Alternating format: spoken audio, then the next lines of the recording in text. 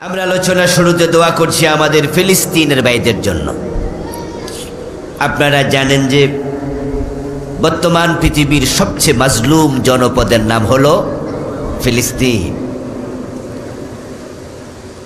গত এক বছরে সেখানে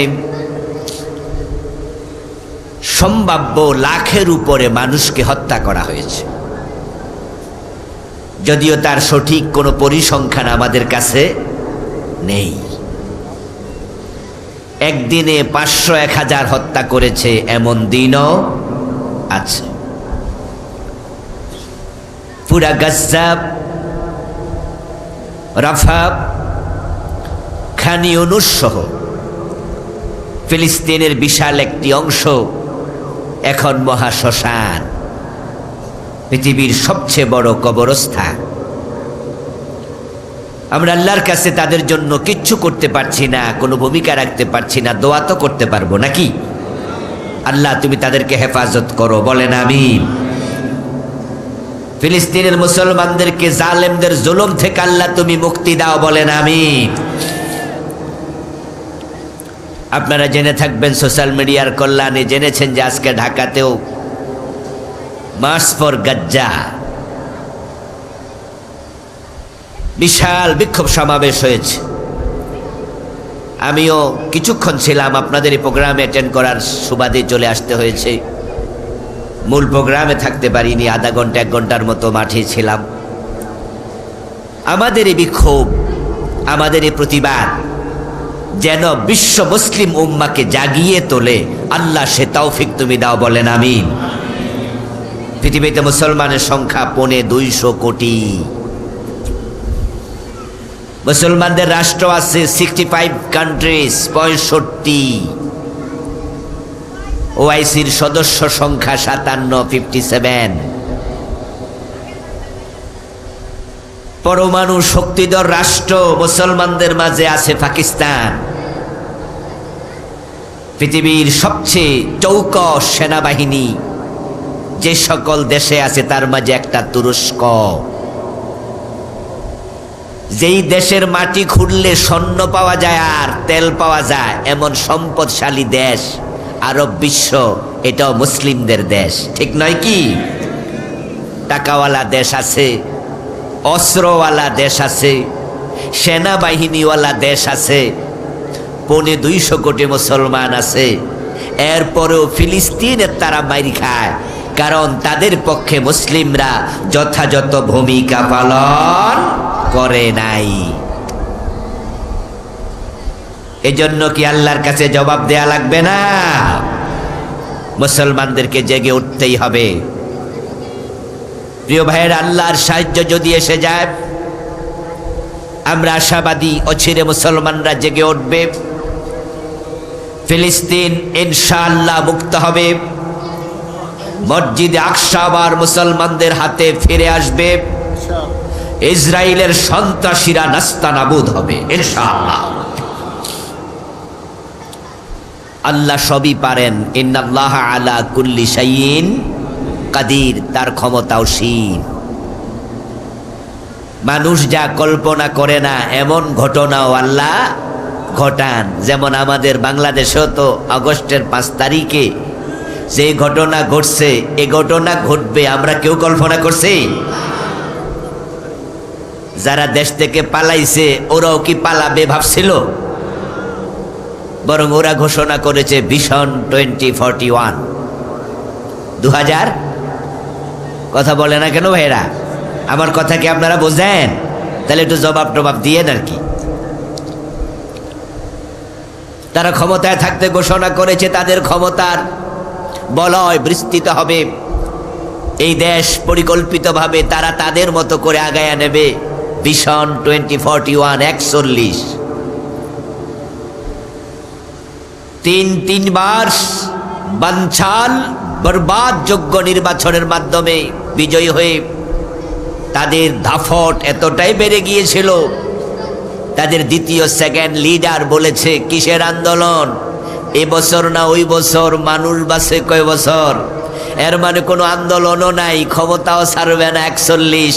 কিন্তু আল্লাহ তাআলা এমন ঘটনা ঘটাইছে, তাদের নিয়োগকৃত সেনাবাহিনী প্রধান জেনারেল ওয়াকার বলে 41 সন না ম্যাডাম, 45 মিনিটও নাই, তাড়াতাড়ি পালা। এমন ভাবে পালাইছে, রান্না করা খাবার খেয়ে পালানোর টাইম পায় নাই। কাপড় চোপড় নিয়ে পলাবে সময়ও নাই, পালাইছে পরনে যে কাপড় ছিল ওইটা পইরা। পরে পোলাপান গণভবনে ঢুকে আলমারি খুইলা বিভিন্ন কাপড় ওরা ফেসবুকে দেখাইছে, আপনাদের মনে আসেনি? রান্না করা খাবার মানুষ খেয়েছে, ফ্রিজ ভেঙ্গে ফ্রিজ খুলে বড় বড় মাছ নিয়ে পালাইয়া গেছে পোলাপান, এগুলো ফেসবুকে দিয়েছে। মাছ কিনলো কে, খাইলো কে, রান্না করলো কার জন্য, খাইলো কারা, কাপড় কিনলো কে, পরিধান করলো কে? আসলে আল্লাহ এমন ক্ষমতাওয়ালা, তিনি চাইলে 1 সেকেন্ডে সব লন্ডভন্ড করে দিতে পারেন। আমরা বিশ্বাস করি আল্লাহর কুদরত আসলে ইসরাইল নাস্তানাবুদ হবে, লন্ডভন্ড হবে ইনশাআল্লাহ। আল্লাহ তুমি তাই করো, সবাই বলেন আমিন। প্রিয় দিনী ভাইয়েরা, আল্লাহর অশেষ শুকরিয়া যে আমাদেরকে আজকের এই চমৎকার মাহফিলে সমবেত হওয়ার তৌফিক দিলেন, আমাদেরকে সুস্থ রাখলেন, পবিত্র কোরআনের কথা বলার মতো, শোনার মতো কোরআন মুখে হৃদয় দিলেন। এই সব নেয়ামতের মালিককে, এজন্য আমরা শুরুতে তাকে কৃতজ্ঞতা জানাই, শুকরিয়া জানাই। সবাই মিলে একবার জোরে জোরে কালিমাতুশ শুকর পড়ি, আলহামদুলিল্লাহ।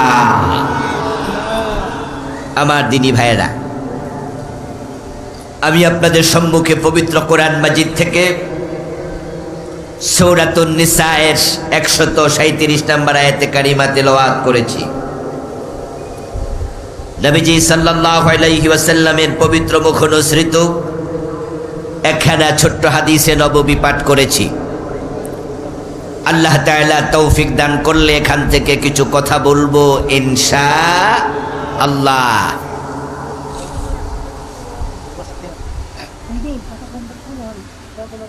আল্লাহ তাআলা বলছেন, ইন্নাল্লাযীনা আমানু সুম্মা কাফারু, নিশ্চয় যারা ঈমান এনেছে অতঃপর কুফরি করেছে, সুম্মা আমানু সুম্মা কাফারু, তারপর আবার ঈমান আনছে এবং পরে আবার কাফের হয়ে গেছে, সুম্মাজদাদু কুফরা, এবার কাফের হওয়ার পরে কুফরিতে সীমা লঙ্ঘন করলো, আর ঈমান আনে নাই, এভাবে মরে গেল। ঈমান ছিল কিন্তু এখন আর ঈমানটা নাই, ঈমান আনার পরে কাফের হয়ে মরে গেল। লাম ইয়াকুনিল্লাহু লিয়াগফিরা লাহুম, যারা ঈমান হারায়া মরে, আল্লাহর ঘোষণা, আল্লাহ তাদেরকে ক্ষমা করবেন না। ঈমান ছিল, ঈমান নাই, এ অবস্থায় যদি কেউ মারা যায়, তার কপালে জান্নাত নাই, ক্ষমা নাই। কি মেসেজ আল্লাহ দিতে চান এখানে? এই আয়াত তো গতকালকে, গত মাসে, গত বছর নাজিল হয়নি, নাজিল হয়েছে আজ থেকে প্রায় 1450 বছর আগে রাসূলুল্লাহর উপরে, সাহাবাদের জমানায়। ঈমান এনেছে, তারপর কাফের হয়েছে, তারপর এভাবে মরে গেছে, তাদের ক্ষমা নাই। তাহলে বোঝা গেল এমন লোক রাসূলের জামানাতেও ছিল। আপনাদের কাছে আমার জিজ্ঞাসা, ঈমান আনার পর যদি মানুষ কাফের হয়, এমন ঘটনা রাসূলের জামানায় ঘটতে পারে, আজকের যুগে এ জাতীয় ঘটনা ঘটার সম্ভাবনা আছে না নাই? আল্লাহ না করুক আজকের মাহফিলে আমরা যারা আছি, আমাদের কারো ব্যাপারে যদি সেটা প্রযোজ্য হয়, তাহলে উপায় নাই। নবী এবং রাসূল ব্যতীত কারো ঈমানের গ্যারান্টি নাই। খুব ভালো করে শুনেন, নবীর সাহাবাদের ঈমানের পর্যন্ত নিশ্চয়তা নাই, কারণ সাহাবাদের মাঝেও এমন লোক ছিল রাসূলের হাতে কালেমা পড়ার পরে আবার মুরতাদ হয়ে গেছে। কোন নবী কখনো মুরতাদ হবে না, নবী কাফের হবে না, এজন্য নবীদেরকে বলে মাসুম। এই শব্দটা কি আপনারা শুনেছেন? আল্লাহর নবীগণ মাসুম?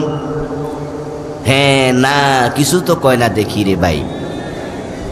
শুনেছেন নবী ছাড়া কেউ মাসুম আছে? ইয়েস, নবী ব্যতীত কেউ মাসুম না।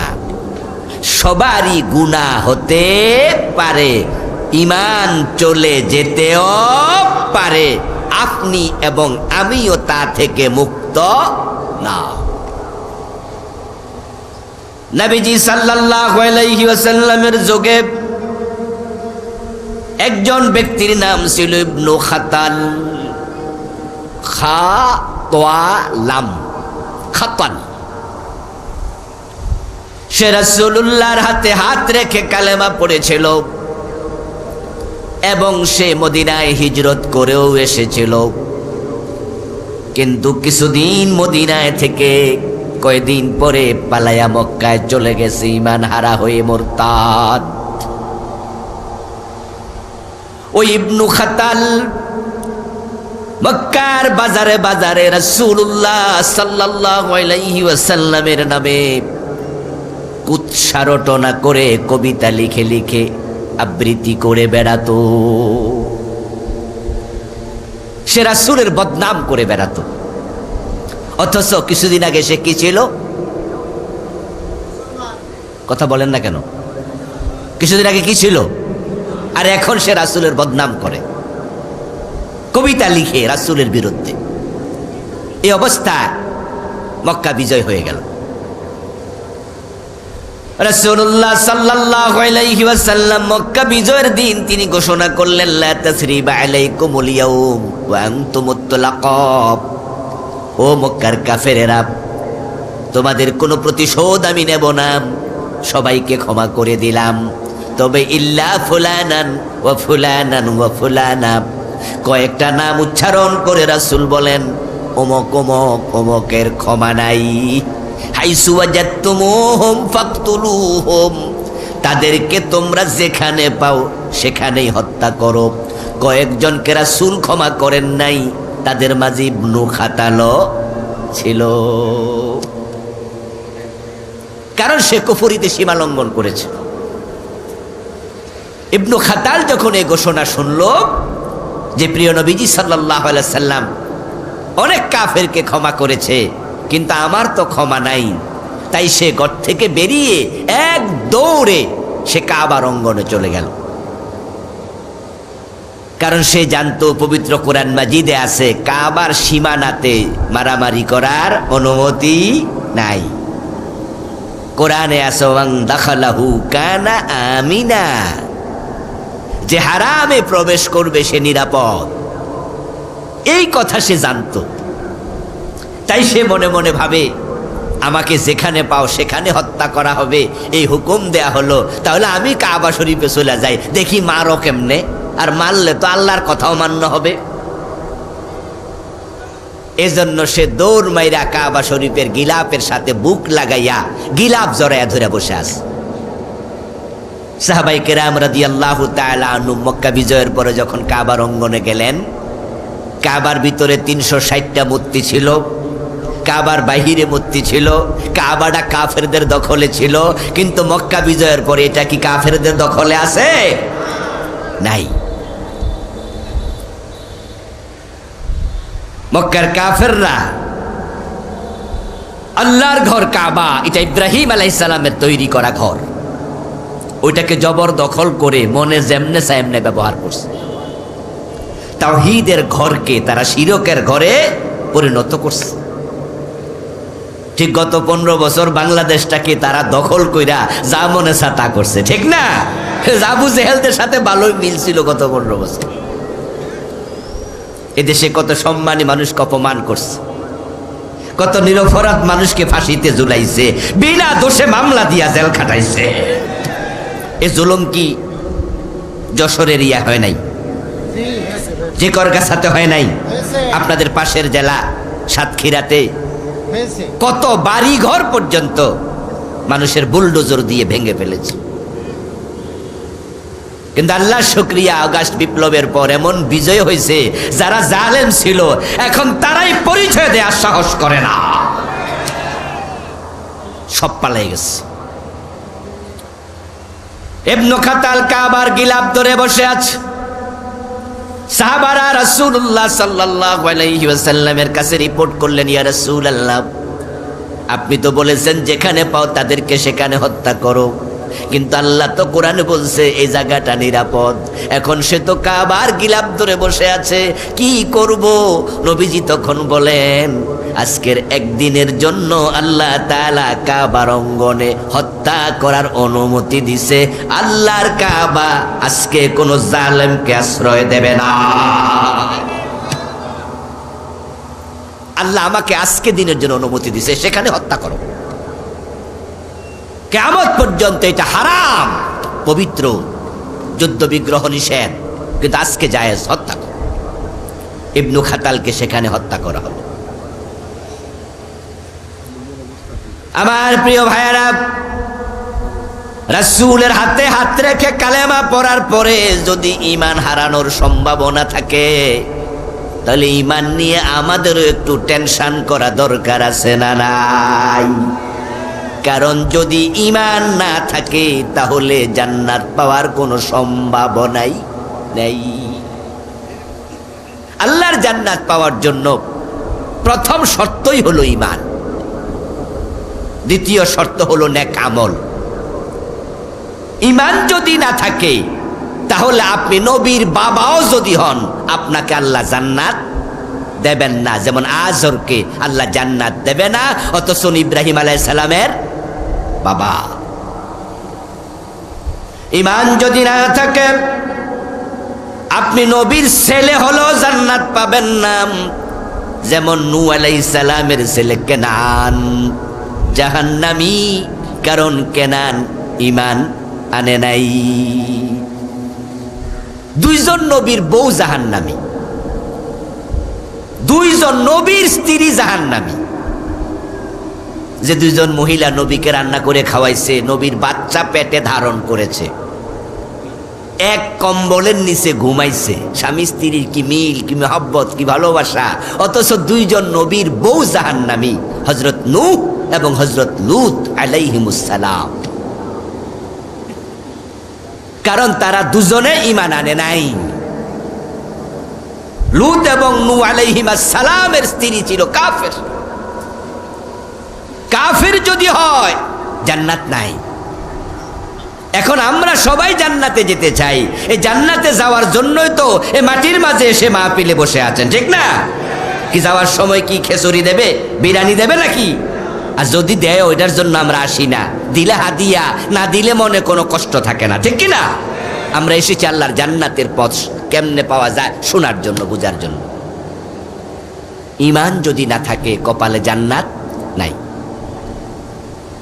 এখন যে আয়াত আমি পড়ছি সে আয়াতে আল্লাহ তাআলা বলে ঈমান ছিল ঈমান নাই, ঈমান ছিল ঈমান নাই, এমন ঘটনা ঘটবে।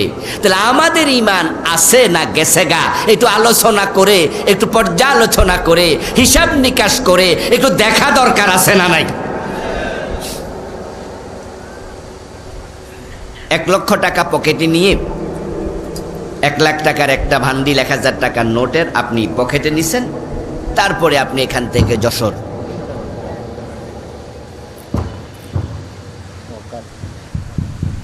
আপনি এই জিকরগাছা থেকে যশোর রওনা দিছেন, যেই কোনো একটা জরুরি কাজে 1 লাখ টাকা নিয়ে রওনা দিছেন। আপনি লোকাল বাসে উঠছেন, ওঠার পরে আপনি যশোর যাচ্ছেন, আপনার পকেটে 1 লাখ টাকা আছে, তাই আপনি অন্য দিনের মতো আজকে কিন্তু লোকাল বাসে উঠেই চোখ বন্ধ কইরা ঘুম দেবেন না। আজকে আপনি সজাগ থাকবেন এবং যেই পকেটে টাকাটা রাখছেন ওই পকেটের উপরে হাতটা দিয়া রাখবেন, মাঝে মাঝে চাপ দিয়াও দেখবেন যে কোনো পকেট মাইর নিল কিনা। যেদিন আপনার পকেটে কোনো টাকা পয়সা নাই, আছে 20, 30, 50 টাকা, ওদিন আপনি ঘুমাবেন নাক ডেকে, অসুবিধা নাই। সেদিন পুরা গাড়িতে পকেট মার 20 জন থাকলে আপনার টেনশন নাই। কিন্তু পকেটে যখন টাকা আছে আপনার সজাগ থাকা উচিত, না হয় কিন্তু টাকা হারিয়ে যাবে। যাদের ঈমান নাই তাদের টেনশন নাই, আমরা যারা ঈমানদার, শয়তান ঈমান চুরি করার সম্ভাবনা আছে না নাই? সাবধান থাকবেন, নচেত যেই কোনো দিন ঈমান চলে যেতে পারে। প্রিয় ভাইরা, قال رسول الله صلى الله عليه وسلم تكون بين الساعة فتن كقطع الليل المظلم। নবীজি বলেন, কিয়ামত যখন আগাবে, কিয়ামতের আগে সূর্য ডুবার পরে চারদিকে যেমন আধারে ঢেকে যায়, অন্ধকার নেমে আসে, দুনিয়ার চারদিক থেকে কুফরির ফিতনা বের হবে। উদাহরণটা কি চমৎকার! সূর্য ডুবে গেলে পৃথিবী কি আর আলোকিত থাকে? চারদিক থেকে অন্ধকার। নবীজি বলেন যে এইরকম অন্ধকারের মতো পৃথিবীর চারদিক থেকে কুফরির ফিতনা আসবে। ফিতান, ফিতনা শব্দের বহু বচন। তাকুনু বাইনা সাআতি ফিতানুন কাকিতাইল লাইলিল মুসলিম ইউসবিহু ফিহা আর-রাজুলু মুমিনান ফায়ুমসি কাফিরা। এবার নবীজি সাল্লাল্লাহু আলাইহি ওয়াসাল্লাম বলতেছেন, ওই ফিতনার যুগে কিয়ামতের আগে মানুষগুলো সকাল বেলায় মুমিন থাকবে, সন্ধ্যা বেলায় কাফের হয়ে যাবে। রাসূলুল্লাহর হাদিসের উপর বিশ্বাস আছে না? রাসূল বলে সকাল বেলায় মুমিন, সন্ধ্যা বেলা হয়ে যাবে কাফের। وقال رسول الله صلى الله عليه وسلم إن العبد لا يتكلم بالكلمة من سخط الله لا يلقي لها بالا يهوي بها في جهنم। অন্য হাদিসে রাসূল বলেন, এমন কথা বলবে মানুষ, হয়তো সিরিয়াসলি বলে নাই, হাসতে হাসতে বলেছে, কিন্তু একটা কথার কারণে ঈমান শেষ, আল্লাহ তাকে জাহান্নামের মাঝখানে ফেলে দেবে। যেই কথাকে আমাদের দেশে বলে কুফরি কালাম। আমি জানি না এই শব্দটা আপনাদের দেশে পরিচিত আছে কিনা। শুনেছেন কুফরি কালাম শব্দটা? শুনছেন? অর্থাৎ কালাম মানে বাক্য, কুফরি মানে কুফর। অর্থাৎ মানুষ এমন কথা বলবে যেটা বলার সাথে সাথে কুফর হবে। কুফর যখন হয়, ঈমান তখন আর থাকে না। ঈমান চলে যায় 10 কারণে। কয় কারণে? এই ভাইয়েরা কথা বলেন না, বলেন না আমার সাথে, কয় কারণে? ওয়াজগুলো একটু মনোযোগ দিয়ে শুনে বাড়ি যাবেন। আমাদের দেশে তো অনেকেই ওয়াজ শুনতে আসে না, আওয়াজ শুনতে আসে। হুজুরের কণ্ঠ যদি ভালো হয়, সুর দিয়ে টান মারে, মিছা কথা ওয়াজ করে, তাও কয় যে দারুণ ওয়াজ। আবার কিচ্ছা কইতে কইতে হাসায়, তারপরে কাঁদায়, এরকম করে করে 1-1.5-2 ঘন্টা চলে যায়। আর যাওয়ার সময় দাদা নাতি গল্প করে, নাতি জিজ্ঞাসা করে, দাদা আজকের ওয়াজটা কেমন লাগছে? দাদা উত্তর দেয়, দারুণ ওয়াজ। হুজুরে কি ওয়াজ করছে মনে আসেনি? দাদা কয়, এটা তো মনে নাই। ওয়াজ যা শুনেছে মাঠে রেখে চলে গেছে। এই জাতীয় ওয়াজ আমি করতে অভ্যস্ত নই। দূরত্বের কারণে কম আসি আপনাদের দেশে, মাঝে মাঝে আসি, খুবই কম। আলহামদুলিল্লাহ, আমার মাহফিলের শ্রোতাও ভিন্ন। কিসসা শুনতে, কাহিনী শুনতে, সুর শুনতে আসে না। যারা আসে কোরআন হাদিস শুনতে আসে, কারণ হেদায়াতের কিতাব আল্লাহর কোরআন, ঠিক না? 10 মিনিট শুনবেন, আসল কথা শোনেন। একটু আজকে মজা না পান, আমার কণ্ঠ তো খুব ভালো না, আবার একটু সর্দিও লাগছে। মজা কম হলেও মাঝে মাঝে ওষুধ যখন বাচ্চাদেরকে আমরা খাওয়াই, সিরাপ, যেই সিরাপ তিতা, খাইতে না চাইলে তার মাঝে চিনি মিশাইয়া খাওয়াই না, তো আজকে মজা না লাগবে, একটু চিনি মিশাইয়া একটু মজাটা নিয়েন। 10টি কারণে ঈমান চলে যাবে। আমি এই নিয়ে বই লিখেছি, আমার লেখা মোট 8টি বই আছে আলহামদুলিল্লাহ। তার মাঝে একটা বই ঈমান, কুফর ও নিফাক। এই বইটা আমি 10 কারণে ঈমান ভাঙ্গে লিখেছি। ও প্রিয় ভাইরা, মক্তবে শিখেছেন অজু ভাঙ্গার কারণ, মক্তবে শিখেছেন কোন কোন কাম করলে নামাজ ভেঙে যায়, কোন কোন কাজ করলে রোজা ভেঙে যায়। রোজা ভঙ্গের কারণ জানেন, নামাজ ভঙ্গের কারণ জানেন। নামাজে খারাইছেন, এরপরে হঠাৎ করে পেট খারাপ, একটু হাওয়া বাইর হয়ে গেছে, নামাজ কি চলবে না শেষ? নামাজটা ভেঙে গেছে, কারণ অজুটা শেষ। রোজা রেখেছেন, অজু করতে গেছেন, অজু করা অবস্থায় কুলি করার সময় পানি পেটে চলে গেছে, রোজা কি আছে না ভেঙে গেছে? রোজা ভাঙ্গার কারণ শিখেছেন, অজু ভাঙ্গার কারণ শিখেছেন, নামাজ ভাঙ্গার কারণ শিখেছেন। 10 কারণে ঈমান ভেঙে যায়। এই 10 কারণ কয়জনে শিখেছেন? 100 জন মুসলমানের 90 জনই জানে না।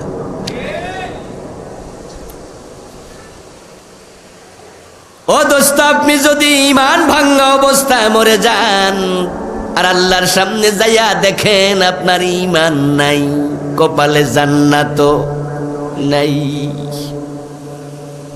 অথচ আপনি নামাজি, আপনি রোজাওয়ালা, আপনি কিন্তু নামাজ ছাড়েন নাই, আপনি বেঈমান, অথচ নামাজ পড়েন। قال رسول الله صلى الله عليه وسلم يأتي على الناس زمان يجتمعون في المساجد ليس فيهم مؤمنون। আমার রাসূল ভবিষ্যৎবাণী করেছেন এমন এক জামানা আসবে, যেই জামানার মানুষগুলো মসজিদে জামাতের সাথে নামাজ পড়বে, একটারও ঈমান থাকবে না। নাউজুবিল্লাহ পড়েন, নাউজুবিল্লাহ পড়েন। ইমাম, মুয়াজ্জিন, মুসল্লি সব বেঈমান। এমন একটা জামানা আসবে যেই জামানায় মসজিদে নামাজই থাকবে, ইমানদার থাকবে না, সব কাফের। কাফেররা নামাজ পড়বে। রাসূলুল্লাহর এই হাদিস, এমন একটা জামানা আসবে। আপনাদেরকে জিজ্ঞাসা করি, একটু বলেন তো, ওই জামানা আসবে না এসে গেছে? ইয়েস, এসে গেছে। কারণ বাংলাদেশে আমি এমন মসজিদ চিনি যে মসজিদের ইমাম কাফের, মুয়াজ্জিন কাফের, মুসল্লি সবগুলা কাফের। এই মসজিদ আপনারাও চিনবেন। যদি ঢাকায় যান তাহলে বকশীবাজার একটা জায়গা আছে, মাদ্রাসা আলিয়ার পাশে, মাদ্রাসা বোর্ডের পাশে। ওই বকশীবাজারে মাদ্রাসা আলিয়ার কাশগড়ি হলের সামনেই একটু দূরে একটা মসজিদ আছে কাদিয়ানীদের, আহমদিয়া মুসলিম জামাত কাদিয়ানীদের মসজিদ। ইমামও কাদিয়ানী, মুয়াজ্জিনও কাদিয়ানী, মুসল্লিও কাদিয়ানী, নামাজ পড়ে 5 ওয়াক্ত। আওয়াজ করে বলুন তো, কাদিয়ানী মুমিন না কাফের? তাহলে কাদিয়ানী ইমাম 5 ওয়াক্ত নামাজি, কিন্তু ঈমান, ইমাম সাহেব কাফের। এখন প্রশ্ন হতে পারে, কাদিয়ানী কেন কাফের, ঈমান কেন নাই? একটু পরে আমরা বলবো। ও দোস্ত, আপনারা বলুন তো, মসজিদে আল্লাহরে সেজদা করে, আবার মাজারে যাইয়া পীরের পায়ে সেজদা দেয়, এমন নামাজি 2-4 জন আছে না নাই? যশোর এলাকায় আছে নি বন্ড পীর? সরাসরি পীর সাহেব সেজদা নেয়, মুরিদ সেজদায় পড়া থাকে, এমন জালেম আছে না নাই? আচ্ছা, যে মাজারে সেজদা দিল, লোকটা মোমেন না মুশরিক? ঈমান আছে না গেছে? ঈমান তো শেষ। 10টা কারণ আছে এমন, আমি বলবো 1, 2, 3, 4 করে 10, আর আপনি শুনবেন। শোনার পরে যদি আপনি মনে করেন যে সারছে কাম, এই কাম তো আমিও করছি, তাহলে তাওবা করে নতুন করে ঈমান আনার সুযোগ আছে না নাই? কিন্তু যদি আপনি না বুঝা মইরা যান, আল্লাহর সামনে গিয়া টের পান যে আপনার ঈমানই নাই, তখন তাওবা করে ঈমান আনার সুযোগ আর আছে? সব শেষ। আমার প্রিয় ভাইয়েরা, মানুষ সকালবেলায় মুমিন থাকবে, সন্ধ্যা বেলায় কাফের হয়ে যাবে। কিয়ামতের আগে এত ফিতনা আসবে। এই ফিতনা বাংলাদেশে চরম আকার ধারণ করেছে। আমার দোস্ত, আপনাদের এলাকায় যে পুকুর আছে, নদী আছে, বিশাল বড় পুকুর, পানিগুলাও সুন্দর সাদা, কিন্তু পুকুরের পানি আমরা না ফুটাইয়া পান করি না। কারণ 1 গ্লাস পানি যদি পুকুর থেকে নেন, তাহলে দেখতে মনে হবে কোনো ময়লা নাই, অথচ এর মাঝে জীবাণু আছে না নাই? খালি চোখে ধরা পড়ল না। ওটা যদি আপনি মাইক্রোস্কোপ দিয়ে টেস্ট করেন, তাহলে অনুবীক্ষণ যন্ত্র দিয়ে তাকাইলে দেখবেন ওই গ্লাসের পানির মাঝে জীবাণু কিলবিল করে হাঁটতেছে। এই পানিটা পান করলে ডায়রিয়া হওয়ার সম্ভাবনা। ও দোস্ত, খালি চোখে তাকাইলে মনে হয় পানিটা পরিষ্কার, কিন্তু মাইক্রোস্কোপ দিয়ে তাকাইলে বোঝা যায় জীবাণু আছে। আমরা সমাজে যখন খালি চোখে তাকাই, এই যে মাহফিলের দিকে তাকাই আসি, খালি চোখে তাকাইলে মনে হয় সব ইমানদার মুসলমান, কিন্তু কোরআন এবং হাদিসের মাইক্রোস্কোপ দিয়া যখন তাকাই তখন দেখি মসজিদ ও মুসলমানের বড় অভাব, বড় অভাব। আমাদের দেশে অধিকাংশ মানুষই বেঈমান। এমনে কয় আর কি 92% মুসলমান, এটা হলো ভোটার লিস্টে। এই তালিকার মাঝে তাসলিমা নাসরিনের নামও আছে।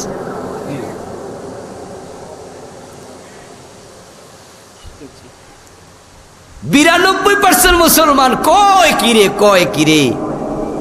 রাসূলুল্লাহ বলছে কিয়ামত যখন ঘনাবে তখন কুফরি বাড়বে, মানুষ কাফের হইতে হইতে হইতে হইতে একটা দিন আসবে যখন আসমানের নিচে জমিনের উপরে ঈমানওয়ালা একজনও আর থাকবে না। সেদিন আকাশ জমিনও আর থাকবে না। কিয়ামত আগাবে, মোমেন কমবে, কমতে কমতে একজনও থাকবে না। আর আমি কি দেখি? আমি দেখি 71-এ যখন দেশ স্বাধীন হলো তখন এই দেশে মুসলমান ছিল 7 কোটি, আর এখন 2025 মুসলমান হয়ে গেছে 18 কোটি। তো মুসলমান কি কমছে না বাড়ছে? আগে আসিল বাংলাদেশে 90% মুসলমান, এখন নাকি 92% মুসলমান বাড়তেছে। আচ্ছা, আগামী 10 বছর পরে মানুষ কি 18 কোটি থাকবে না আরো বাড়বে? তাহলে যেমনে মুসলমান বাড়তেছে কিয়ামত হইব কেমনে? একজন থাকলেও তো কিয়ামত হইব না। তাহলে কিয়ামত নিয়ে আপাতত টেনশন না করলেও আসলে বন্ধু তা নয়। আমাদের দেশের মুসলমানগুলো ভোটার লিস্টিতে আছে, ওই যে কাজীর গরুর মতো কেতাবে আছে, গোয়ালে নাই। কিতাবে আছে, লেখায় আছে 50টা গরু, কিন্তু গোয়ালে যায়া ঘরে যায়া দেখে 10টা, বাকি 40টা কই কই নাই। তো বইতে আছে কই লিখছি। ঠিক আমাদের দেশও 92% মুসলমান ভোটার লিস্টে আছে। বাস্তব মুসলমান যদি 51% থাকতো, কত আগেই দেশে কোরআনের আইন চালু হয়ে যেত, কত আগে কোরআনের আইন চালু হয়ে যেত। 54টা বছর বাংলাদেশ চলছে কোরআনের আইনে না ব্রিটিশ আইনে? যারা জানেন তারা জবাব দেন। 54 বছর বাংলাদেশ চলছে আল্লাহর কোরআন দিয়ে না ব্রিটিশ আইন দিয়া? তো ব্রিটিশ আইন মানলে তুমি আল্লাহর গোলাম হইলা কেমনে?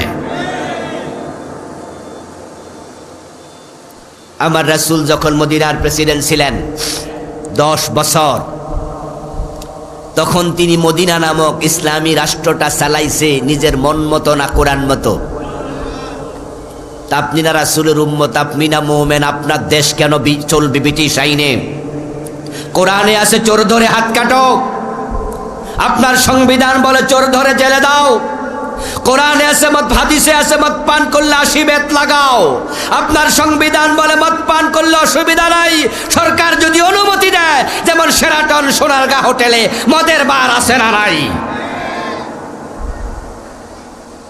শেরাটন আর সোনারগাঁতে 2 কাপ মদ খাইলে কোনো বিচারও নাই, পুলিশে ধরতেও যায় না। রাসূল বলেছে মদ পান করলে 80 বেত দিতে হবে, আর আমার দেশে আইন করলো মদ পান করলে জেলে দাও। আল্লাহ আইন দেয় একটা, ব্রিটিশ দেয় আরেকটা। এখন মুসলমান কি আল্লাহরটা মানবে না ব্রিটিশেরটা মানবে? অথচ আমরা কারটা মানতেছি। এরপর আমরা বলি আমরা মুমিন। মনে মনে কি ভাবেন, হুজুর আমরা আবার কাফের হব কেমনে, ঈমান যাবে কেমনে? আমরা তো কোরআন মানি, কোরআন পড়ি, জিকির করি দিন 100 বার লা ইলাহা ইল্লাল্লাহ। ও দোস্ত আমার কান খুলে শোনো, পুরা কোরআন স্বীকার করা লাগবে না কাফের হওয়ার জন্য। যে ব্যক্তি পুরা কোরআন মানে না সে তো কাফের বটে। কেউ যদি বলে 15 পারা মানি আর 15 পারা মানি না, সে কি অর্ধেক মুমিন না কাফের? তো যে পুরা মানে না সে কি? যে অর্ধেক মানে না সে কি? না, অর্ধেক কাফের। যদি কেউ বলে 29 পারা মানি, 1 পারা মানি না, সে কি? যদি কেউ বলে 113 সূরা মানি, 1 সূরা মানি না, কেউ যদি বলে 1 অক্ষর মানি না, সেও কাফের। কাদিয়ানি কাফের হলো তারা 4 অক্ষর মানে না। খা আলিফ তা মিম খাতামান নবিয়্যিন। এ কোরআনের মাঝে আল্লাহ তাআলা বলেছেন নবী মুহাম্মদ শেষ নবী, উনার পরে আর কোন নবী। 1835 সনে গোলাম আহমদ কাদিয়ান নামে একজন ব্যক্তির জন্ম হলো। যৌবনে পদার্পণ করার পরে হঠাৎ করে লোকটা একদিন দাবি করলো সে নাকি আল্লাহর নবী। নাউজুবিল্লাহ পড়বেন না? 1450 বছর আগে আল্লাহ বলে মুহাম্মদ শেষ নবী, আর আজ থেকে 250 বছর আগে গোলাম আহমদ কাদিয়ান দাবি করে সে নবী। একদল হতভাগা বলল ঠিক আছে আপনি নবী, যে দাবি করছে নবী সেও কাফের, যারা তাকে নবী মেনেছে তারাও কাফের। কাদিয়ানীরা কাফের হলো কোরআনের একটা মেসেজ রাসূল শেষ নবী অস্বীকার করলো তাই। আর বাকি ইসলাম পুরাটা কাদিয়ানীদের মাঝে আপনি পাবেন। তারাও 5 ওয়াক্ত নামাজ পড়ে আমাদের মতোই, তারাও রোজা রাখে, তারাও হজ করে, তারাও যাকাত দেয়, তাদেরও টুপি দাড়ি পাজামা পাঞ্জাবি পাগড়ি মেসওয়াক সব আছে। ঠিক আপনার যেমন আমার যেমন তাদেরও তেমন, কিন্তু তারা এক জায়গায় পেঁচ লাগাইছে, ঈমান শেষ। অঙ্কের মতো অঙ্ক, ঈমান হলো অঙ্কের মতো 10 লাইন লম্বা অঙ্ক। কোন ছাত্র 9 লাইন ঠিক লিখছে, 1 লাইন ভুল করছে, 10-এ কত পাবে? ভাইরা কথা বলে না, ভাইরা বলেন কত পাবে? আরেক ছাত্র 10 লাইনে 10 ভুল করছে, সে কত? আরেকজন লেখে নাই। দেখেন, না লেখলো 0, ভুল 1টা করলো 0, 10টা করলো 0, 5টা করলো 0। অঙ্কে কোনো ভুল গ্রহণযোগ্য না। বিসমিল্লাহর বা থেকে মিনাল জিন্নাতি ওয়ান নাসের সিন পর্যন্ত এ কোরআনে যা আছে সব মানা লাগবে। একটা স্বীকার করলে ঈমান থাকবে না, কুফর হয়ে যাবে। কাদিয়ানী তারা কাফের, একটা বিধান মানল না। আপনাদের কাছে আমি প্রশ্ন করতে চাই, জবাব দিয়েন যারা জানেন। ইবলিস শয়তান সে মোমেন না কাফের? ইয়েস। আবা ওয়াস্তাকবারা ওয়া কানা মিনাল কাফিরিন, সেও কাফের। এবার বলুন তো ইবলিস আল্লাহর কয়টা আইন মানে নাই? মাশাআল্লাহ, জোরে বলেন না কয়টা? আচ্ছা আমরা মানি না কয়টা? হিসাব মিলাইয়েন কিন্তু। قال رسول الله صلى الله عليه وسلم الكيس من دان نفسه وعمل لما بعد الموت। নবীজি সাল্লাল্লাহু আলাইহি সাল্লাম বলেন দুনিয়ার সবচেয়ে সচেতন চালাক ওই আল্লাহর বান্দা যে আত্মসমালোচনা করে, নিজেকে কন্ট্রোলে রাখে, নিজের দোষ নিজে খুঁজে বেড়ায়, তারপরে তাওবা করে, সে হলো চালাক। আমরা কি নিজের দোষ খুঁজি না মানুষের দোষ খুঁজি? এটা হলো ব্যাককলের লক্ষণ। আর যে নিজের দোষ খোঁজে এটা হলো চালাক লোকের লক্ষণ। প্রিয় ভাই আমার, কওমি আলিয়া মাযহাবি লা মাযহাবি, কে আমি লা কে আমি, ৮৮ দেওয়ান বাগ সরসিনা সরমনাই, পীরের মুরিদ গাইরে মুরিদ, আমরা যত আলেম ওলামা আছি সবাই মিলে কাদিয়ানীরে কাফের ফতুয়া দিলাম, কারণ তারা আল্লাহর একটা বিধান মানে না। শয়তান রে কাফের বলে দিলাম, কারণ শয়তান আল্লাহর একটা আইন মানে নাই। আল্লাহ বলেছিলেন আদম রে সিজদা করো, শয়তান কয় করমু না, ঈমান শেষ। এবার আল্লাহ কয় সরো ধরে হাত কাটো, ৫৪ বছরে কাটলেন না। আল্লাহ বলে জেনা করলে ১০০ বেত লাগাও, বিবাহিত হলে পাথর মারো, রাসূল শিখাইছেন, মানলেন না। ডাকাতি করলে শুলে চড়াও, এই আইনও মানলেন না। মদ পান করলে ৮০ বেত লাগাও, রাসূলুল্লাহর এই আইন মানলেন না। আল্লাহ কোরআনে বলে আলা লাহুল খালকু ওয়াল আমরু, সাবধান সৃষ্টি যার, আইন চলবে শুধু তার। ৫৪ বছর আল্লাহর আইন দিয়া বাংলাদেশ একদিনও চালাইলেন না। শয়তান একটা মানে না, সে কাফের। আর নিজেরা ডজন ডজন বাদ দিলেন, ঈমান আদৌ আছে নাকি?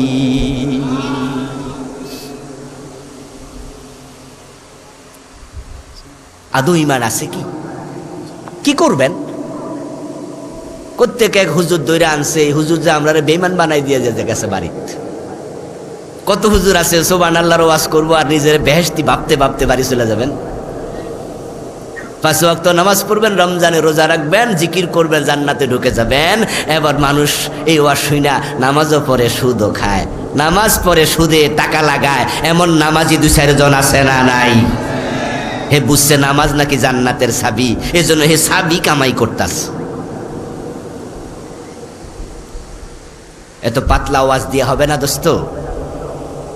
নামাজ জান্নাতের চাবি হাদিসে আছে, যদিও হাদিসটা জয়ীফ আছে, তিরমিজির হাদিস এটা, কিন্তু কোরআনে আছে ফাওয়াইলুল লিল মুসাল্লিন। কিছু নামাজি ওয়াইল দোজকে যাবে, সকল নামাজি চাবি পাবে না। আপনি নামাজ পড়ে সুদে টাকা লাগাইয়া জান্নাত খোঁজেন কেমনে? 1 টাকা সুদ খেলে 36 বার জেনা হয়।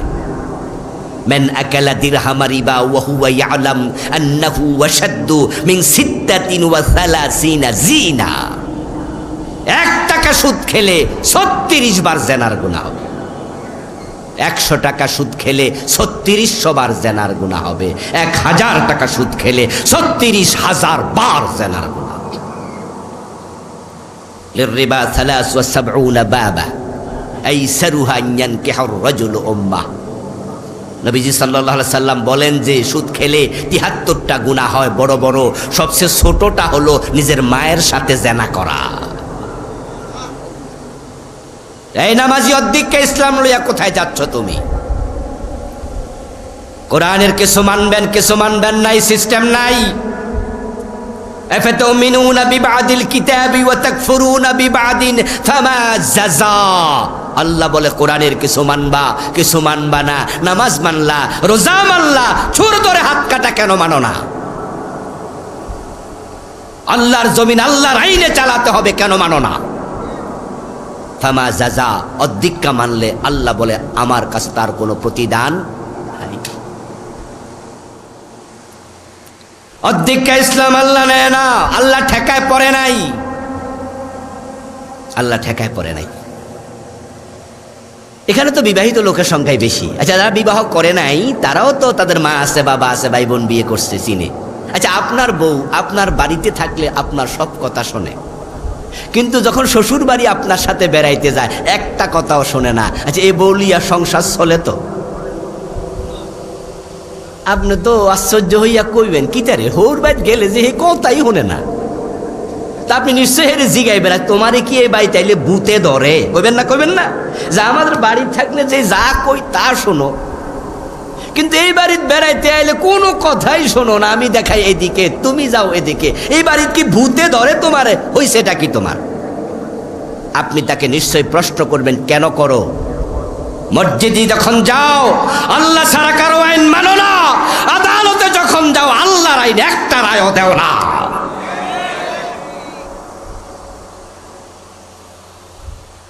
মসজিদে ঢোকেন কোন ফা দিয়ে? ভাইয়েরা কথা বলেন, কোন ফা? বের হন কোন ফা? আমার রাসূল ডান পা দিয়ে ঢুকেছে, এটা সুন্নাত। বের হন বাম পা দিয়ে, আমার রাসূল বাম পা দিয়ে বের হয়েছে, এটা সুন্নাহ। সবাই মিলে সুন্নাহ মানেন।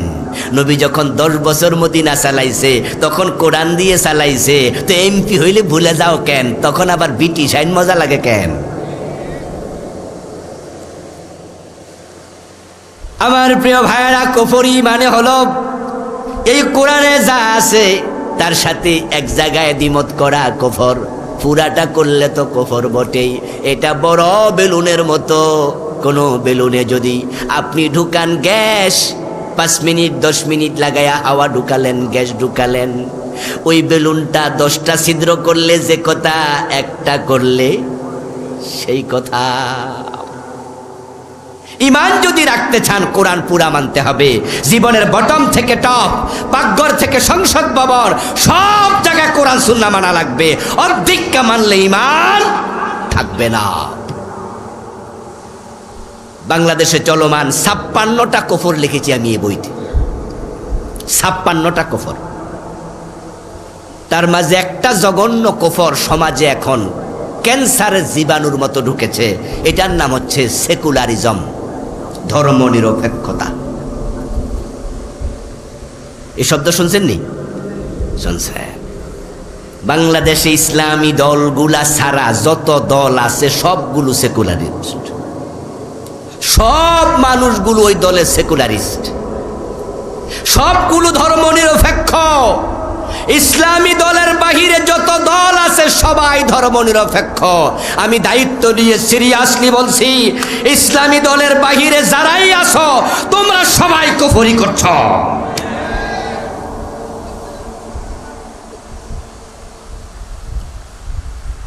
আমি আমার এই বইতে সেকুলারিজমের সংজ্ঞা লিখেছি। সেকুলারিজম কি? দি belief religion should not be involved with any social, ordinary social and political activities in a country.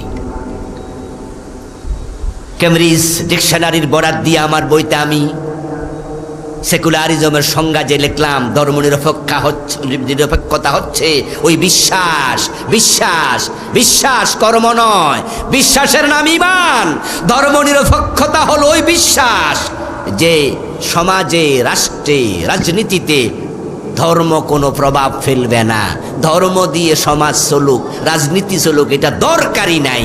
অথচ আমরা সবাই জানি ইসলাম হলো পূর্ণাঙ্গ জীবন বিধান। উদখুলু ফিস-সিলমে কাফা।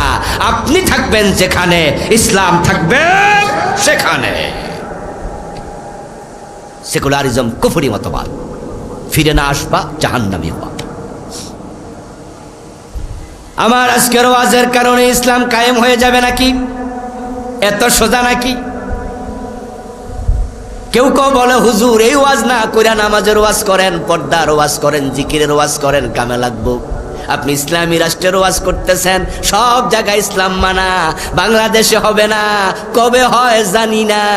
আমি বলবো দোস্ত, ইসলাম আসলো কি আসলো না, কায়েম হলো কি হলো না, ওইটা আমার দেখার বিষয় না। কিন্তু আমি বেঈমান হয়ে মরতে চাই না, আমি ঈমান নিয়ে মরতে চাই। আল্লাহর কোরআনকে জীবনের সব ক্ষেত্রে মানার মতো লোক যদি একজন হয়, সেটা আমি হব। কেউ না থাকলে আমি একা মাথা তুলে দাঁড়িয়ে যাব। এবার বলুন তো, 56টা কুফর যে আছে, আমি তো একটা বললাম সেকুলারিজম, তাহলে আরো হইল 55টা। জানা দরকার নাই তো? না জানলে বাঁচবেন কেমনে? 10টার মাঝে এটা একটা কুফর। দ্বিতীয়টার নাম হলো শিরিক। বাংলাদেশে শিরিক আসেনি? ওরে বাবা, যে এলাকায় মাজার আছে, ভণ্ড পীরের মাজার, ওই এলাকার শিরিকের বাজার মিলে যায়। আমাদের নেতারা নির্বাচন আসলে মুশরিক হয় নতুন করে কিছু। যখনই মাইকটা হাতে পায় তখনই মানুষকে পাম দেয়, তেল দেয়, ভোটের জন্য বলে আপনারাই তো সব, জনগণ সকল ক্ষমতার উৎস। সাথে সাথে ঈমান। এই কথাটা আমাদের সংবিধানের অংশ। ডক্টর কামাল যখন সংবিধান লেখে তখন সে ল অফ সাবরেন্টি, সার্বভৌমত্বের আইন লিখতে গিয়া তখন লিখেছে তারা মিলে এই দেশের ক্ষমতা জনগণের হাতে, জনগণ সার্বভৌমত্বের মালিক। অথচ আল্লাহর কোরআনে বলেছে সার্বভৌমত্বের মালিক হলেন আল্লাহ, সকল ক্ষমতার মালিক আল্লাহ। আন্নাল কুওয়াতা লিল্লাহি জামিআ। قل اللهم مالك الملك تؤتي الملك من تشاء وتنزع الملك ممن تشاء। ও নবীজি আপনি বলুন, ও রাজাদিরাজ আল্লাহ, ক্ষমতার মালিক তুমি, যাকে মনে চায় তুমি ক্ষমতা দাও, আবার যার উপর রেগে যাও ক্ষমতা থেকে টেনে নামাইয়া দাদার বাড়ি, মামুর বাড়ি, দিল্লি পাঠায়া দাও।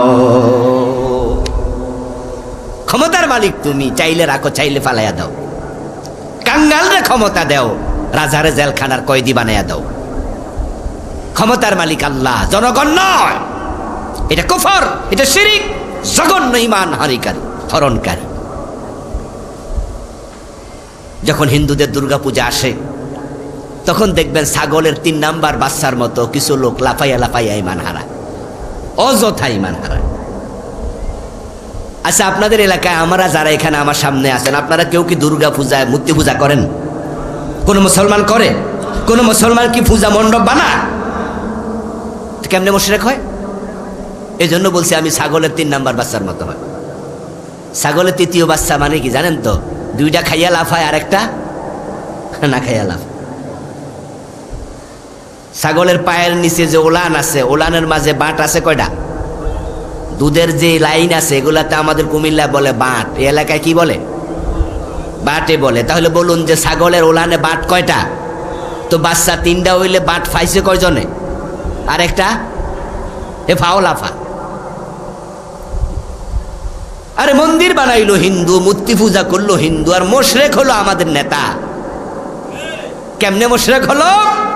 কারণ তারা হিন্দুদের ভোট পাওয়ার জন্য তখন একটা স্লোগান বানাইছে, ধর্ম যার যার, উৎসব সবার। বলেন নাউজুবিল্লাহ। কয় কি রে? হিন্দুদের দুর্গা পূজা আমাদের উৎসব। দুর্গা পূজা জায়েজ না হারাম? ছোট শিরিক না বড় শিরিক? আল্লাহ তাআলা কোরআন মাজিদে আমাদেরকে শিখাইছে স্লোগান, লাকুম দীনুকুম ওয়ালিয়া দীন। বাংলা অর্থ কি? তোমাদের ধর্ম তোমাদের, আমাদের ধর্ম আমাদের। দুইটা কি এক না আলাদা? তাহলে স্লোগান হবে ধর্ম যার, উৎসব তার।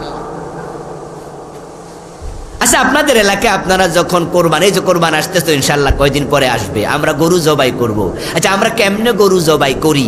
এই উৎসব দেখার জন্য কয়জন হিন্দু আসে? আসছে কোনোদিন?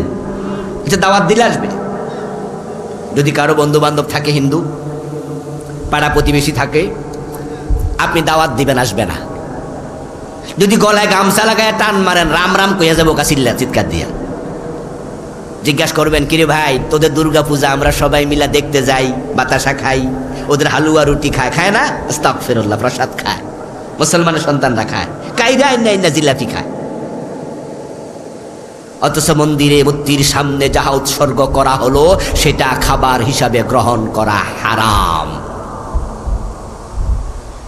ওটা ওরা মন্দিরে মূর্তির জন্য উৎসর্গ করেছে, আল্লাহ ছাড়া অন্যের জন্য দিলে হারাম। আর তোমার সন্তান সেখানে খাইতে যায়।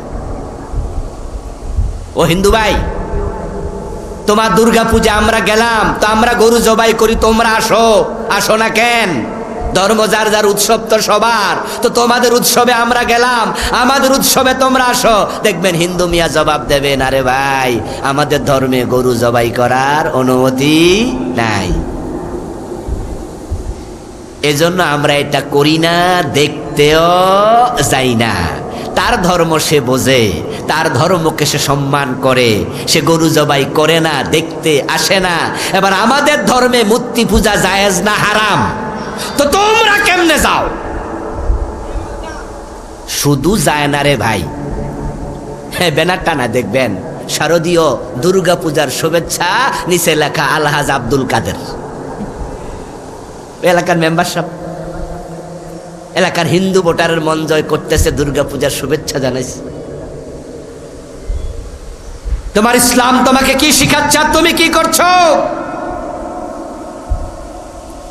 আমার প্রিয় ভাইয়েরা, মুসলমানের সন্তান বিয়ে করেছে 2 বছর, সন্তান হয় না, 3 বছরের মাথায় তো দোয়া দরুদ পড়ানো শুরু, 4 বছর 5 বছর যাওয়ার পরে এখানে ওখানে দৌড়াদৌড়ি, ডাক্তার শেষ। এবার মন খারাপ, স্বামী মন খারাপ করে বসে আছে অফিসে, কলিগ জিজ্ঞাসা করে পিঠে আলতো করে থাপ্পড় দিয়ে, মন খারাপ কেন? বলে তোমার ভাবি কাঁদছে সারা রাত, বাচ্চা হবে না ডাক্তার বলেছে।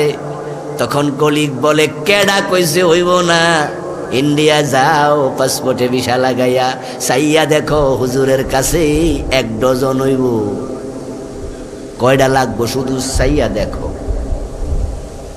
তখন আপনি আশ্চর্য হয়ে বললেন, কিরে ভাই বলিস কি, কার কাছে চাইলে ফোলামাইয়া হয়? কেন শোনো নাই, কেউ ফিরে না খালি হাতে, খাজা বাবার দরবারে। খাজা বাবার কাছে ছেলে মেয়ে চায় এমন লোক বাংলাদেশে আছে না নাই? পীরের কাছে, মরা পীরের কাছে ছেলে চায়, সন্তানের জন্য চট্টগ্রামে বাইজিদ বোস্তামির মাজারে যায়া গাছের মাঝে কাইতন সুতা বাঁধে কচ্ছপরে খাবার দেয়, বাবা আমার ছেলে দাও মেয়ে দাও, ঈমান তোমার শেষ, কারণ এটা শিরিক। সন্তান দেয়ার মালিক শুধু কে? আল্লাহ। ইজা সালতা ফাসআলিল্লাহ, চাইলে আল্লাহর কাছে যাও, চাইলে আল্লাহর কাছে যাও। মুসলমান ঈমান হারায়ও না। আমি শিরিক নিয়ে একটি আলাদা বই লিখেছি, ওই বইতে 29টা শিরিক লিখেছি, এই বইয়ের মাঝেও সেগুলো সংক্ষেপে এনেছি। শিরিকগুলো চিনবেন, আমার বইয়ের নাম প্রচলিত শিরিক। এক দুজন ভাই পড়েছে জানে, বিভিন্ন রাইটাররা লিখেছে, পড়বেন, কারণ শিরিক যদি ঢুকে যায় ঈমান থাকে না। Very sensitive. ক্যান্সারের জীবাণু দেহে ঢুকলে যেমন বিপদ, শিরিক ঢুকলে আরো বেশি বিপদ। ঈমান চলে যাবে। তৃতীয় কারণ নেফাক। প্রথমটা ছিল কুফর, দ্বিতীয়টা শিরিক, তৃতীয় কারণ নেফাক ইতিকাদি। যদি অন্তরে মুনাফিকি ঢোকে ঈমান থাকবে না। 4 নাম্বার, এখন মুনাফিকি কি বলার সময় নাই, 12টা বেজে গেছে, কয়টা বলবো, আরো তো 7টা রয়ে গেছে সামনে, ব্যাখ্যা করা যাবে না। প্রিয় ভাইরা, নিফাকগুলো চিনবেন। কোরআনে আল্লাহ তাআলা বলেছে এগুলো। কিছু মানুষ আছে যারা জেহাদের কথা শুনলে জঙ্গিবাদের গন্ধ পায়, জেহাদ কথা শুনলে চেহারা কালো হয়ে যায়, এই সবগুলো মুনাফিক। ইজা উনজিলাত সূরাতুম মুহকামা ওয়া যুকিরা ফীহাল কিতাল রাআইতাল লাযীনা ফী কুলূবিহিম মারাদুন ইয়ানজুরুনা ইলাইকা নাজারাল মাগশিয়্যি আলাইহি মিনাল মাউত। আল্লাহ কোরআন মাজিদে বলেন, ও নবী, আপনি দেখবেন আপনার সামনে যারা বসে আছে তাদের মাঝে এমন কিছু মানুষ আছে, যখন আমি আল্লাহ জিহাদের আয়াত নাজিল করি, ওই আয়াত আপনি তেলাওয়াত করে শোনান, জিহাদের কথা শুনলে দেখবেন তাদের চেহারা কালো হয়ে গেছে, তারা ভয়ে জড়সড় হয়ে যায়, মনে হয় যেন মৃত্যু দেখতেছে, আজরাইল নিয়ে আবার চলে আসছে। জিহাদের কথা শুনলে ভালো লাগে না, এটা মুনাফিকের লক্ষণ। আরে গত 15টা বছর জিহাদের ওয়াজ করার কোনো পরিবেশ ছিল না, জিহাদের ওয়াজ করলে জঙ্গির মামলা দিয়েছে। এই জালেমগুলো সব মুনাফিক। জিহাদের কথা বলার সুযোগ আমরা পাইনি, অথচ জঙ্গিবাদের সাথে জিহাদের কোনো সম্পর্ক নাই। জঙ্গিবাদ হারাম, জিহাদ করা ফরজ। আমার রাসূলকে জিহাদ করেন নাই, 27টি যুদ্ধ উনি নিজে কি ছিলেন? সেনাপতি। 27 যুদ্ধে প্রতিটা সাহাবী ছিল মুজাহিদ। আরে আজকে ভাইয়েরা, জিহাদ আমরা ভুলে গেছি, তাই ফিলিস্তিনে মাইর খাচ্ছে। যদি আমরা জিহাদ জানতাম, একসময় মুসলমানের এক হাতে ছিল তলোয়ার আর এক হাতে ছিল কোরআন। তারা কোরআনের বাহিরে চলে নাই, চলতে কারোরা দেয় নাই। অন্যায় দেখেছে যেখানে, তলোয়ার দিয়ে প্রতিরোধ করেছে সেখানে। যদি আমরা অন্যায়ের বিরুদ্ধে দাঁড়াতে জানতাম, ফিলিস্তিনে বোমা বিস্ফোরণের সাহস ইসরায়েল দেখাতো না।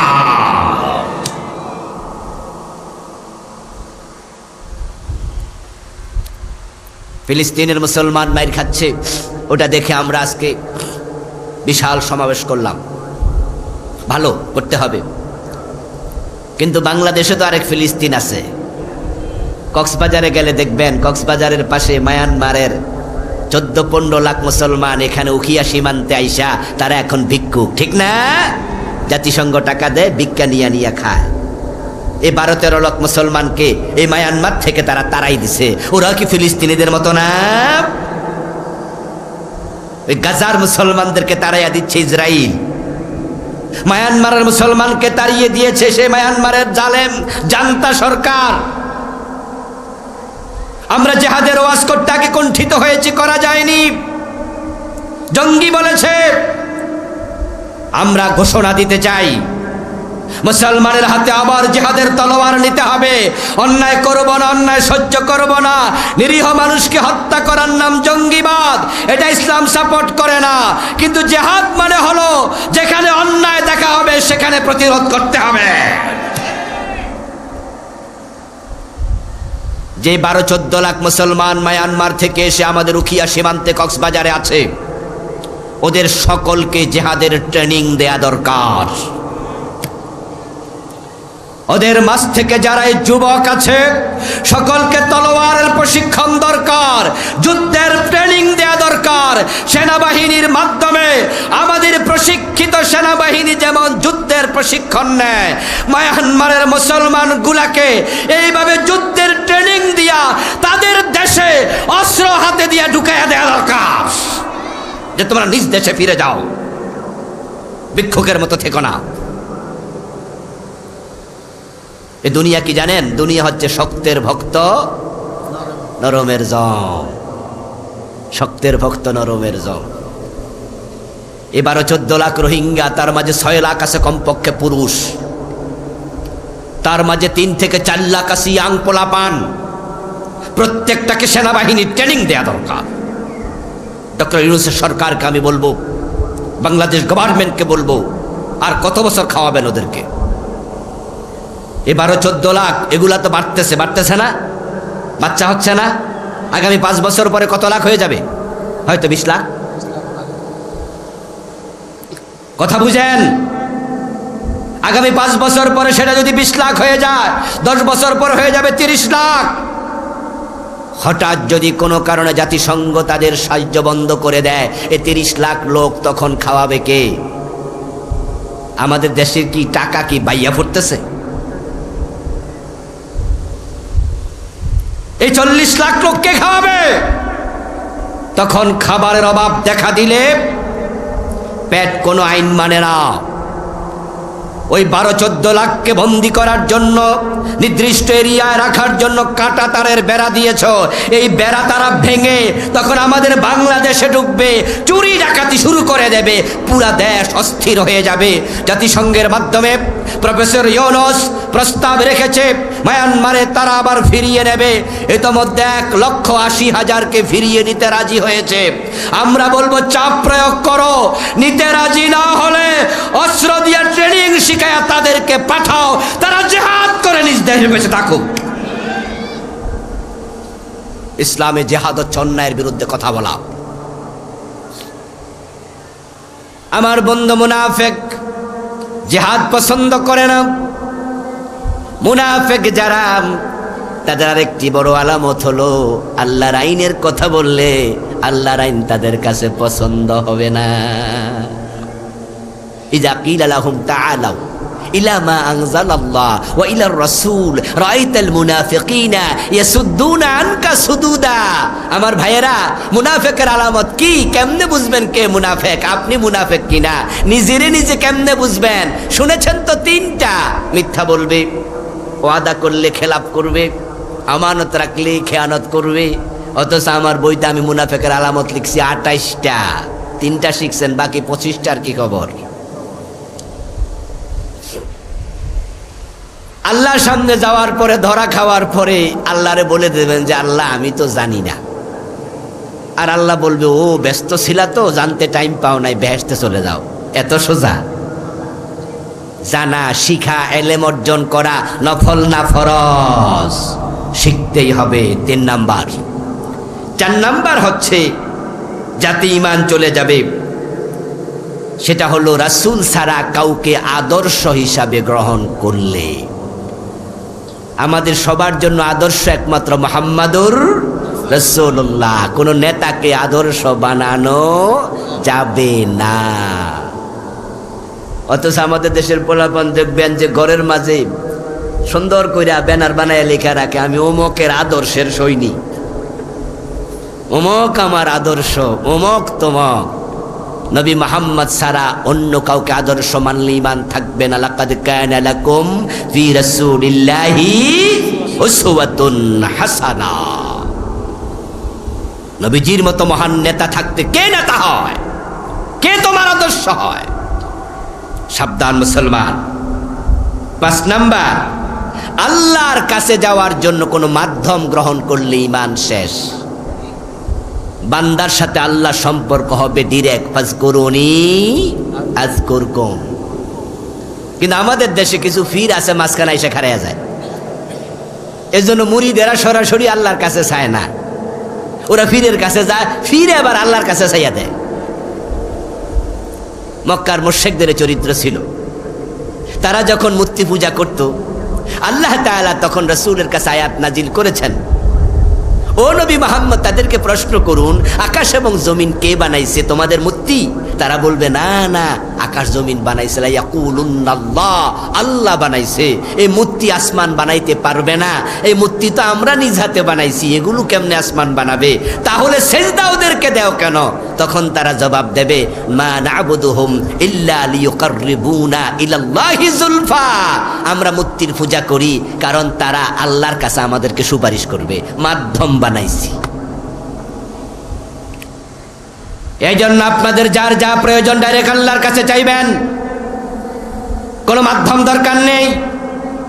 ইজা সালাকা ইবাদি আন্নী ফাইন্নী করিব উজিবু দাওয়াতাদ দাঈ ইজা দান। আল্লাহ বলে, যখন বান্দা আপনার কাছে এসে আমার ব্যাপারে প্রশ্ন করবে আমি কোথায়, আপনি জবাব দেন আমি খুব কাছে আছি। মানুষ যখন চায় কিছু বলে, আমি সাথে সাথে জবাব দেই। সুবহানাল্লাহ পড়েন। দুনিয়ার অফিস 8 ঘন্টা খোলা আর বাকি সময় বন্ধ। যখন রাত গভীর হয়, পৃথিবীর সকল অফিস আদালত বন্ধ হয়, মহান আল্লাহর অফিস খোলা 24 ঘন্টা। লা তাখুযুহু সিনাতুন ওয়ালা নাওম। তিনি তন্দ্রাও যান না, ঘুম তো দূরের কথা, তিনি সদা সচেতন সজাগ। আপনি চাইতে দেরি, তিনি ডাকে সাড়া দিতে দেরি নাই। এই জন্য কোনো মাধ্যমের প্রয়োজন নাই। আমার বন্ধুদের পরেরটা হলো, ইসলামের কোন বিধানকে অপছন্দ করলে ঈমান চলে যাবে। ছেলেটা পছন্দ হয়েছিল মেয়ের জন্য, কথাবার্তাও ঠিক হয়েছে, কিন্তু সমস্যা হলো ফোলার মুখে দাঁড়িয়ে আছে। শুধু দাড়ি থাকার কারণে মেয়ে বিয়ে দেয় না, এমন লোক আছে না নাই? তাহলে সে কিন্তু ছেলেরে অপছন্দ করে না। অপছন্দ করছে কাকে? দাড়ি কার সুন্নাহ? কথা বলে না ভাইয়েরা, কার সুন্নাহ? তুমি ইসলামের একটি অনুষঙ্গকে অপছন্দ করেছো। ঈমান, দাড়ি না রাখলে ঈমান যাবে না, অপছন্দ করলে ঈমান যাবে। এই যে টুপি আমি খুললাম, কোনো গুনাহ হয়েছে নাকি? কিন্তু যদি কেউ টুপিকে পায়ের তলায় দেয়, ঈমান চলে যাবে। নেগলেক্ট করে, ফেলে দেয়, টুপির ব্যাপারে নেগেটিভ মন্তব্য করে, ঈমান চলে যাবে।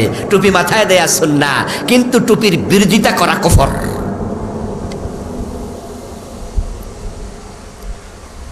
কুফরি চিনতে হবে ভাই, না চিনলে চলবে না।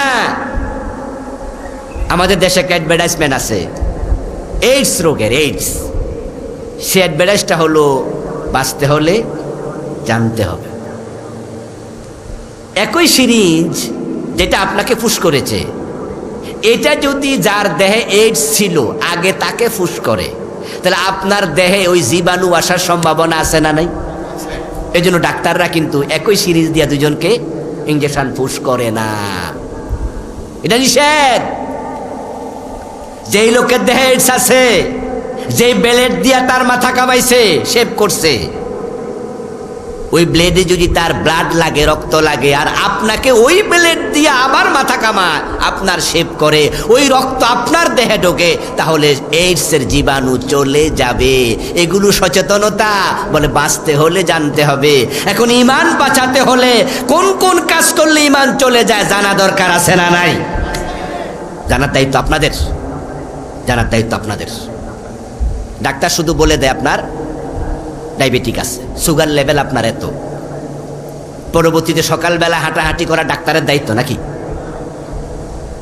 এখন থেকে আর চিনি খাওয়া যাবে না, এটা কি ডাক্তার মেনটেন করবে? ডাক্তার আপনার বইলা দিছে যে আপনার সুগার লেভেল ভালো না, আপনার ডায়াবেটিস আছে। এখন খাবার কন্ট্রোল করো, সকালবেলা জগিং করো, চিনি অ্যাবাউট করো, এখন এই দায়িত্ব আপনার। আমরা আলেম ওলামা, আমরা শিরিক কুফর এগুলো ঈমান বিধ্বংসী বলে দেই। এখন বাকিটা শিখে তা থেকে বেঁচে থাকার দায়িত্ব কার? আপনাদের। আল্লাহ তাআলা আমাদের সকলকে যাবতীয় কুফর থেকে, শিরক থেকে, ঈমান বিধ্বংসী কাজ থেকে নিজেকে হেফাজত করার তৌফিক দিন। সবাই বলি আমিন। প্রিয় ভাইয়েরা, ওই যে আমার সামনে গাড়িতে আছে, যারা বাংলা পড়তে পারেন, আমার লেখা 8টা বই আছে, কুফর, শিরিক, সালাত, এরপরে আপনার রাসূলুল্লাহর মেরাজ, রাসূলুল্লাহ জীবনী, পরিবার, ড্রাইভার সাহেব থেকে বই সংগ্রহ করবেন, বাসায় বসে বসে পড়বেন, বজিরে শিখাবেন। আল্লাহ তাআলা আজকের এই মাহফিলকে আমাদের সকলের নাজাতের ওসিলা বানায়া দাও। সবাই বলেন আমিন। হাযা মা ইনদি ওয়াল ইলমু ইনদাল্লাহ আলাইহি তাওয়াক্কালতু ওয়া ইলাইহি উনীব। আমরা সংক্ষেপে একটু দোয়া করে বিদায় নিতে চাই। মাহফিল কমিটির কোনো কথা আছে কি? থাকলে বলেন, তারপরে দোয়া। মুনাজাত ছাড়া আর কোনো কথা আছে না? আর নাই? আল্লাহুম্মা আমিন। আলহামদুলিল্লাহি রাব্বিল আলামিন والصلاة والسلام على نبينا محمد وآله وأصحابه أجمعين ربنا ظلمنا أنفسنا وإن لم تغفر لنا وترحمنا لنكونن من الخاسرين رب ارحمهما كما ربياني صغيرا আয় রব্বুল আলামিন, আজকের মাহফিল কবুল করে নাও। আমাদের জীবনের গুনাহগুলো মাফ করে দাও। আমাদের সালাম তোমার বন্ধুর কবর মোবারক মদিনা মুনাওয়ারায় পৌঁছায়া দাও। এ আল্লাহ, আমাদের কারো মা নাই, কারো বাবা নাই, আপনজন প্রিয়জন কবরে। সবার কবরকে জান্নাতের টুকরা বানায়া দাও। সবার জীবনের সবগুলা গুনাহ মাফ করে দাও। আয় রাব্বাল আলামিন, আমাদের আর মনে যে নেকাশা আছে পূর্ণ করে দাও। যার যে বিপদ আছে দূর করে দাও। যারা আমরা অসুস্থ আছি দয়া করে সুস্থ করে দাও। এ আল্লাহ, যাদের মা বাবা জীবিত, নেক হায়াত দারাজ করে দাও। আমাদেরকে মা বাবার খেদমত করার তৌফিক দাও। এ আল্লাহ, আজকের মাহফিল যে মাদ্রাসার উদ্যোগে হলো, মোকামতলা দাখিল মাদ্রাসাকে হেদায়াতের মার্কাজ হিসাবে কবুল করে নাও। এই মাদ্রাসার যাবতীয় চাহিদা তোমার গায়েবী খাজানা থেকে দিয়ে পূর্ণ করে দাও। আজকের মাহফিলের সম্মানিত সভাপতি আব্দুল ওয়াহিদ সাহেব, প্রধান অতিথি আব্দুল মজিদ আজাদ সাহেব, আল্লাহ আমার প্রিয় ভাই বক্তা কবির বিন সামাদ সাহেব সহ আল্লাহ, আজকের মাহফিলের সাথে আমরা যারা বক্তা শ্রোতা হিসাবে এসেছি, আমাদের সকলকে দ্বীনের জন্য কবুল করে নাও। কোরআনের সৈনিক বানায়া দাও। তোমার জমিনে তোমার দ্বীন কায়েমের জন্য কর্মী হওয়ার তৌফিক দাও।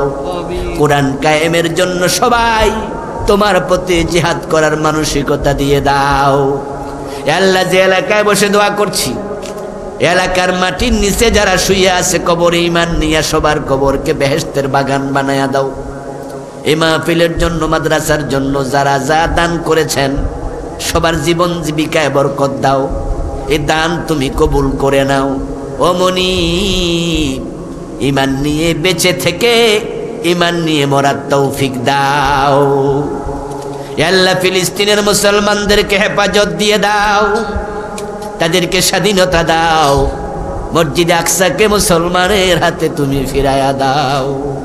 ইসরায়েলের ইহুদিদেরকে তুমি ধ্বংস করে দাও। আসমানি পয়সালা দিয়ে দাও। ও মুনিব, ফিলিস্তিনের পক্ষে তামাম দুনিয়ার মুসলমানকে প্রতিবাদী হয়ে মাথা উঁচু করে দাঁড়ানোর তৌফিক দাও।